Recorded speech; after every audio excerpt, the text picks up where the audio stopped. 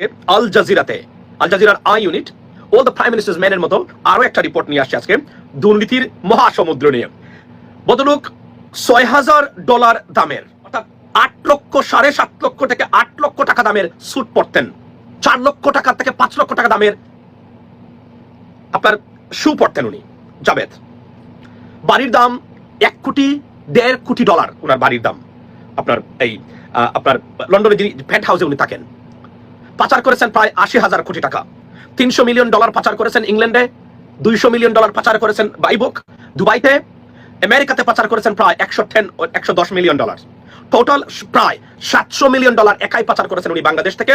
এবং প্রত্যেকটা unit by unit এই ভিডিওটা আমি রিভিউ করবো, আপনারা আমার সাথে থাকবেন। আমি তুলে ধরবো প্রমাণ সহকারে কোথায় কি উনি করেছেন, কোন কোন জায়গায় কি বলেছেন, এবং সব প্রমাণে। এবং উনি সম্ভবত কমপক্ষে হলেও 69 বছরের জেল জরিমানার সম্মুখীন ব্রিটেনে।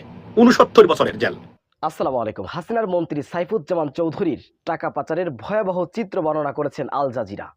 এ সম্পর্কে বিস্তারিত কথা বলেছেন নিউ ইয়র্কে বসবাসরত বাংলাদেশি প্রবাসী এম মাসুম রহমান। আমরা তার মুখ থেকে বিস্তারিত জেনে আসবো। সাইফুজ্জামান চৌধুরী জাবেদ আজকে আল জাজিরার I unit all the prime ministers ম্যানের মতো আরো একটা রিপোর্ট নিয়ে আসছে আজকে দুর্নীতির মহাসমুদ্র নিয়ে। উনি দুর্নীতির বিরুদ্ধে কথা বলা সাবেক ভূমিমন্ত্রী সাইফুজ্জামান চৌধুরী জাবেদ, চট্টগ্রামের সন্তান, যিনি দাবি করেছেন ভূমি ব্যবস্থাপনায় উনি আমূল পরিবর্তন সাধন করেছেন। জানি না কতটুকু হয়েছে। তার দুর্নীতির মুখোশ ভয়াবহ চিত্র তুলে ধরেছে আল জাজিরার আই ইউনিট।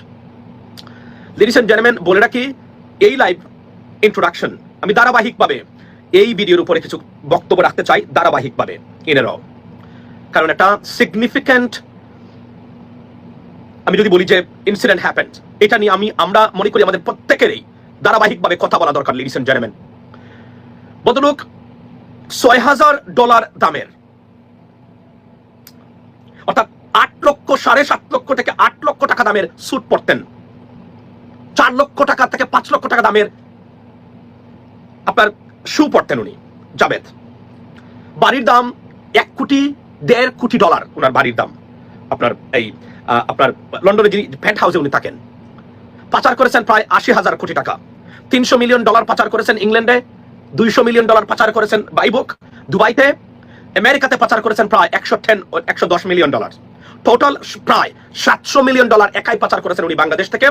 এবং প্রায় 80,000 টাকার মতো, 1,000 কোটি টাকার মতো উনি একাই পাচার করেছেন বাংলাদেশ থেকে, সেই সাইফুজ্জামান চৌধুরী জাবেদ সাহেব। দুর্নীতির কতটা ভয়াবহ চিত্র। 8,000 করোড়, আচ্ছা এটা কি, ও ইয়েস 8,000, সরি ইয়েস, আচ্ছা 8,000, অর্থাৎ 8,000 কোটি টাকা একাই পাচার করছেন এই ভদ্রলোক। আপনার এই বিভিন্ন প্রপার্টিতে, শুধু প্রপার্টিজের, এবং 265টা প্রপার্টি উনি একাই ক্রয় করেছেন আপনার যুক্তরাজ্যের মাটিতে। যা যুক্তরাজ্যের সারা জীবন থেকে যাদের বিলিয়নিয়ার আছেন তারাও এটার সাহস করেন না, বাট উনি একাই কিনেছেন আপনার যুক্তরাজ্যে। অর্থাৎ দুর্নীতি কতটা, মানে লুটপাট কি পরিমাণ ছিল শেখ হাসিনার এই শাসন ব্যবস্থায়, তার একটা ভয়াবহ চিত্র আপনার এই তুলে ধরেছে আল জাজিরার আই ইউনিট। আমি আল জাজিরাকে ধন্যবাদ জানাই আপনাদের এই প্রচেষ্টার জন্য, এবং আল জাজিরা বাংলাদেশের মানুষের জন্য, গণতন্ত্রের জন্য যে কাজ করেছে, সাধুবাদ এবং পুরস্কার পাওয়ার যোগ্যতা রাখে বলে আমি মনে করি। লেডিস এন্ড জেন্টলম্যান, এবং এই আল জাজিরার আজকের রিপোর্টে আমি আবার বলি, আমি শুধু এখানে রাখলাম আপনাদেরকে বিকজ আমাকে শেষ করে যেতে হবে। আমি প্রত্যেকটা ইউনিট বাই ইউনিট এই ভিডিওটা আমি রিভিউ করবো, আপনারা আমার সাথে থাকবেন।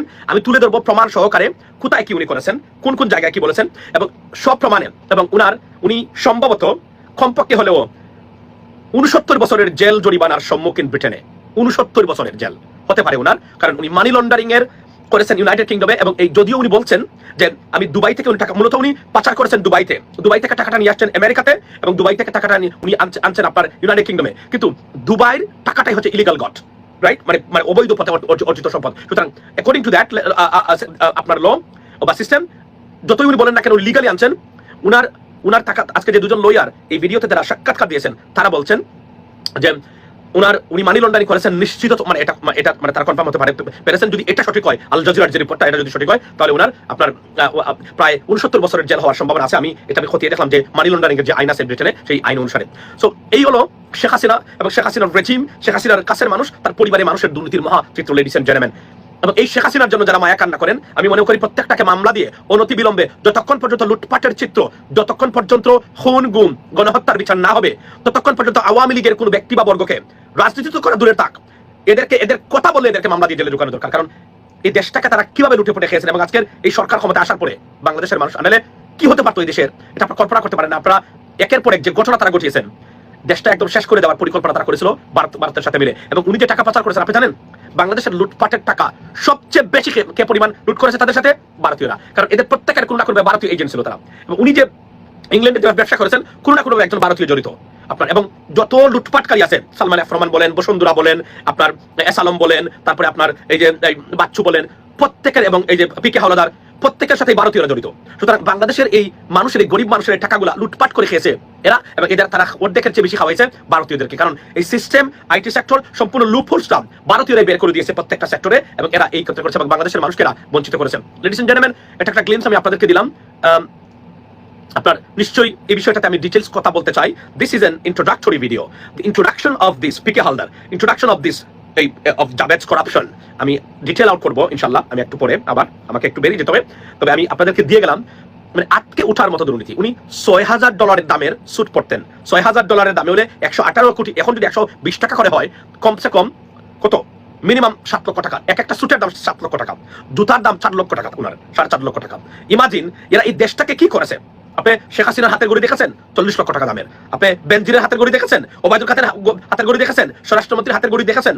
এরা কি পরিমাণ লুটপাট এই দেশটাকে করেছে তারা, আপনি কল্পনা করতে পারবেন এখন আপনার এই অবস্থাতে। অভ্যুত্থানের অনেক আগে আল জাজিরার আই ইউনিট একটা তথ্য পেয়েছিল। একজন বাংলাদেশি মন্ত্রী, যার বেতন কিনা মাত্র $13,000, তিনি ব্রিটেনে বিপুল সম্পত্তির এক সাম্রাজ্য গড়ে তুলেছেন। এই অভিযোগ অনুসন্ধানে আই ইউনিট একটি ছদ্মবেশী দল গঠন করে। 2023 সালের মধ্যে, অর্থাৎ যেটা ছিল গণ অভ্যুত্থানের আগের বছর, আমাদের ছদ্মবেশী প্রতিবেদকরা মন্ত্রীর ঘনিষ্ঠ লোকজনের কাছে পৌঁছায় এবং তার $1,40,00,000 লন্ডনের বাড়িতে আমন্ত্রণ পায়। $1,40,00,000। আমি এতটুকু শুধু বললাম, আমার বেরিয়ে যেতে হবে এই মুহূর্তে। আপনাদেরকে জানালাম যে দুর্নীতি কাকে বলে, আওয়ামী লীগের লুটপাট। এই দেশটাকে যে বিবেকহীন লুটপাট করেছেন, তার একটা অনেকগুলো নজির আপনারা পেয়েছেন, এটাও একটা নজির। এবং আপনার রাজনৈতিক দলগুলোকে ক্ষমতা চান, তারা ক্ষমতায় যেতে চান, তারা লুটপাটের ধারাবাহিকতা বজায় রাখতে চান। ডক্টর ইউনূসের জন্য, দেশটাকে ঠিক করে দেওয়ার জন্য ডক্টর ইউনূসের কিছু উনি 13K, অর্থাৎ $13,000 উনার টোটাল বেতন এজ এ মিনিস্টার, মানে এটাই উনি বলছেন। এবং উনি বাড়িতেই থাকেন $1,40,00,000। Can you imagine that?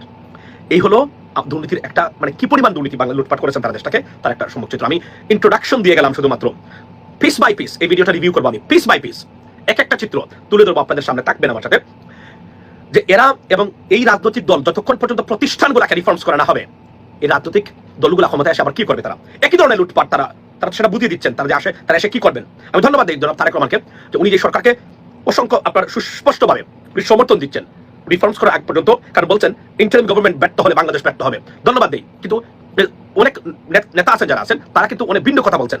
আপনারা আসবেন, আসুন, আপনাদেরকে আমরা সাপোর্ট দেই। কিন্তু যতক্ষণ পর্যন্ত প্রাতিষ্ঠানিক রিফর্মস না হবে, কোন রাজনৈতিক দলকে আমরা ক্ষমতা দেখতে চাই না, বাংলাদেশের মানুষ দেখতে চায় না। ইভেন আমি রাজনৈতিক দলের একজন কর্মী হলেও আমরা চাই বাংলাদেশের মানুষ যেন আর লুটপাটের শিকার না হয়, এই বিবেকহীন দুর্নীতি পরায়ণ রাজনীতির শিকার না হয়। এটাই আমাদের বাস্তবতা। ভালো থাকবেন, আসতেছি আমি আবার আপনাদের সাথে কথা হবে একটু পরে ইনশাআল্লাহ। বিষয়টি আপনারা কিভাবে দেখছেন, অবশ্যই আপনাদের মূল্যবান মন্তব্য কমেন্ট বক্সে জানাবেন। সবসময় সত্য নির্ভেজাল তথ্য পেতে স্বাধীন বাংলা ইউটিউব চ্যানেলটি সাবস্ক্রাইব করে আমাদের সাথে থাকুন। আসসালামু আলাইকুম রহমতুল্লাহি ওয়া বারাকাতুহু।